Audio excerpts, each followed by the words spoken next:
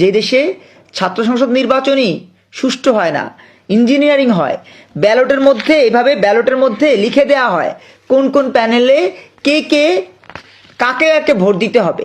এই যে প্রক্রিয়াগত জায়গা, স্টুডেন্ট লাইফ থেকেই যারা পলিটিক্যাল করাপ্টেড, তারা বাস্তবতার পাশাপাশি সাধারণ মানুষের রাজনীতির কথা বললেও কেন্দ্রীয় পর্যায়ে বা জাতীয় পর্যায়ে রাজনীতি যখন করতে আসে তখন তারা আরও করাপ্টেড হয়।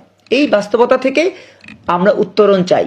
দেখেন আজকে সাকির মতো মানুষ, মান্নার মতো মানুষ, রুমিন ফারহানার মতো মানুষ বিভিন্ন ভাগে বিভক্ত হয়ে বাংলাদেশের মানুষকে কনফিউজ করে দিচ্ছে।